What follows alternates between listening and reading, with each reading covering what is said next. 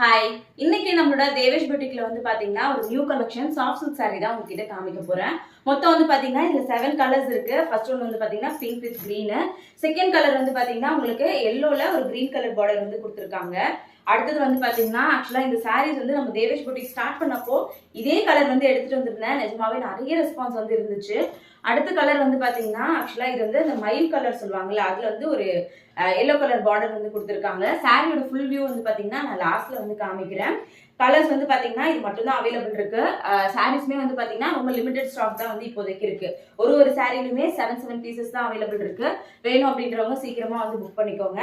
சாரியோட full view இப்ப காமிக்கிறேன். சாரியோட ஃபுல் வியூ வந்து பாத்தீங்கன்னா உங்களுக்கு இந்த மாதிரி தான் வந்திருக்கும்.